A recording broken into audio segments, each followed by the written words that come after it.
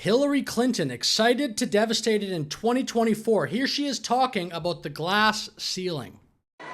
Together, we've put a lot of cracks in the highest, hardest glass ceiling.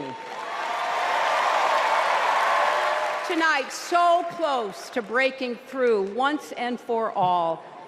I want to tell you what I see through all those cracks and why it matters for each and every one of us.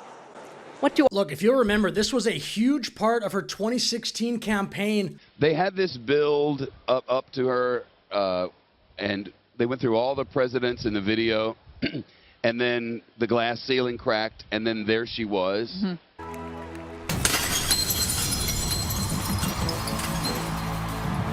Right, and it was building, and it was building, and it was Alicia Keys. Not a great message. Sure, it would be an accomplishment to be the first female president, but how is that supposed to inspire an electorate? Make America Great Again is about everybody. Cracking the glass ceiling, like it's cool for Hillary Clinton, I guess, or Kamala.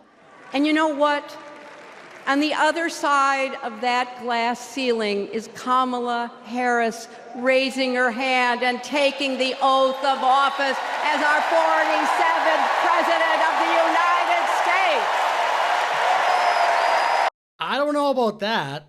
I, Donald John Trump, do solemnly swear.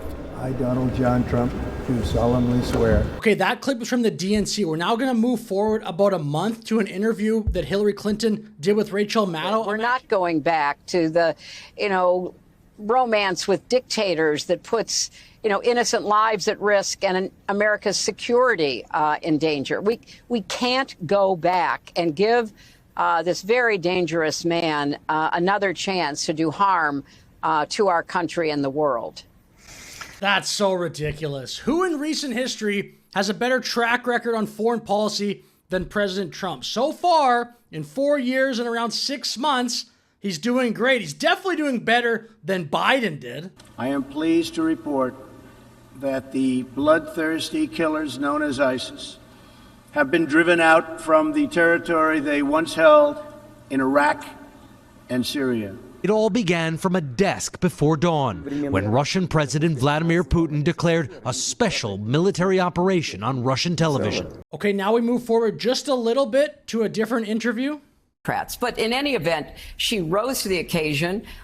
She's run a flawless campaign ever since she got into it. We talked to her literally right after the president. A flawless campaign. Other people actually said very similar things. It was just post-election, but that phrase, flawless campaign, is so funny. Nothing that was true yesterday about how flawlessly this campaign was run is not true now. I mean, this really was an historic, flawlessly run campaign. She raised $1 billion in 3 months. I think that she ran a flawless campaign, and I maintain that.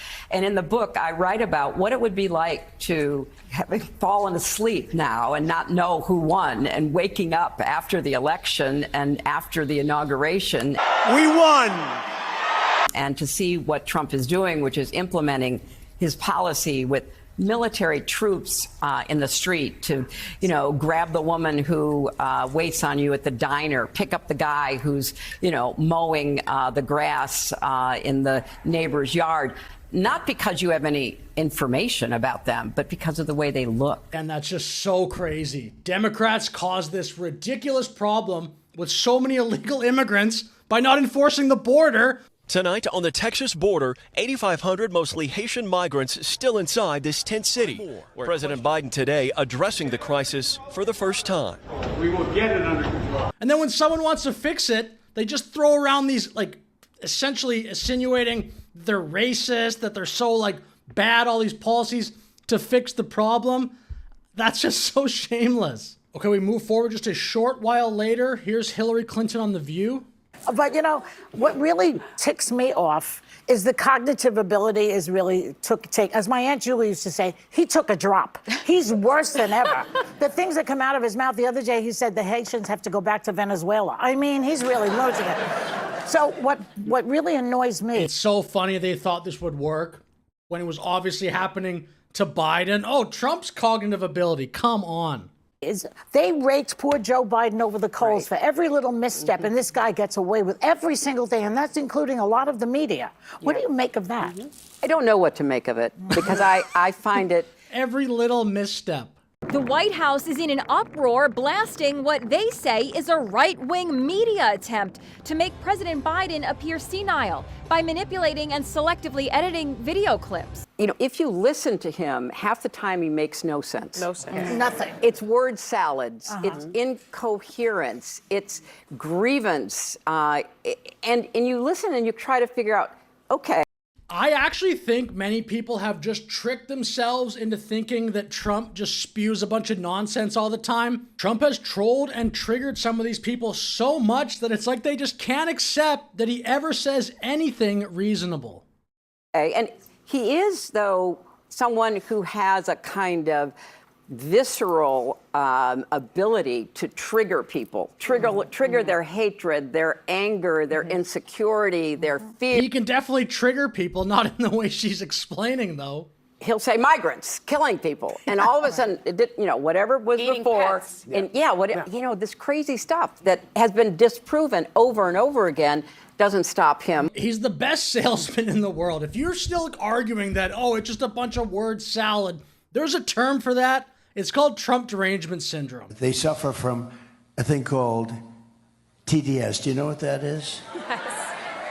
TDS is it's a horrible, horrible terminal disease. It destroys the mind. It destroys the mind before the body, but the body eventually goes. TDS is Trump derangement syndrome. It's clearly that. Nobody can get their message through like Trump. You're going to pick little things. Oh, this is word salad. Everybody, if you want to be an effective communicator, should learn from Trump. That's just like common sense. He's obviously number one in the world right now. Now we'll move forward here to some clips from an interview Hillary Clinton gave just about 2 weeks before the 2024 election. Do you think he's the same Donald Trump in 2024 that he was in 2016? I don't. I think he's more unhinged, more unstable. I think you see that all the time in both his rallies and his kind of word salad after word salad speeches. I say, what would happen if the boat sank from its weight and you're in the boat and you have this tremendously powerful battery and the battery's now underwater? And there's a shark. Where he can't follow, the question, doesn't really answer the question. It's called the weave. It's the weave, okay? I always talk about, I like to give long the weave. I like to give you like to weave things in. But when you do the weaves, and you have to be very smart to do weaves. I don't think the intent here was to sound backhanded, but check this out. This question, it's pretty funny. When you're looking at where we are 12 days out, polling averages in 2016 at this time had you on pace for a bigger win than President Obama had 4 years before. And of course, you know better than anyone how those next 12 days went. What do you think Vice President Harris needs to do, in your view, to avoid a repeat? Well, first of all, I don't think she has Jim Comey in the wings waiting to kneecap her, so that's good, and I'm very grateful for that. Oh, Jim Comey, man, the way that was phrased is very funny. Down the stretch they come. We've been talking about Hillary Clinton opening up that lead. Enthusiasm for her is also growing. Yeah, as we've talked about, the thing to focus on is not the undecided voters. It's the enthusiasm of supporters. And for 6 months, Donald Trump had a gain on that, had a margin of victory on that.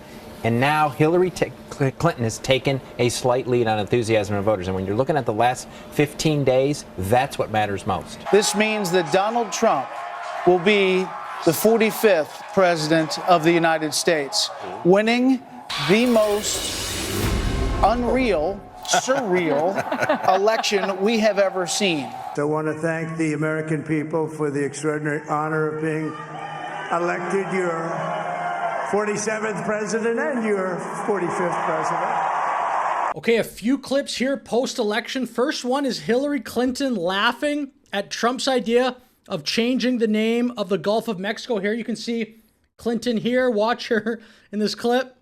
Short time from now, we are going to be changing the name of the Gulf of Mexico to the Gulf of America. The Gulf of Mexico has been renamed the Gulf of America. Final little speech from Clinton for this video. This is March of this year.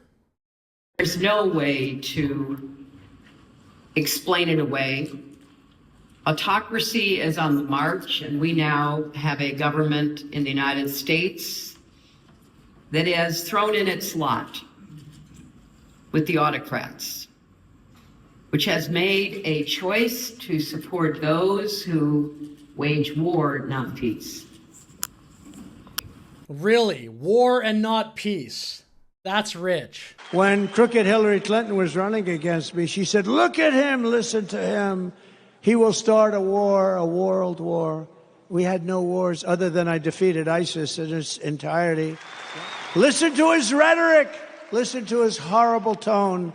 I said that horrible tone is going to keep people from fighting us, and that's what happened. Okay, and then final clip for this video. I think this really sums up the modern Democrat Party. A bunch of slogans, no substance. Leaders telling you to ignore it, that Putin did not invade Ukraine, that Ukraine somehow brought it upon itself, where there are no facts, there cannot be truth, and where there is no truth, there cannot be trust, and where there is no trust, there cannot be democracy and peace.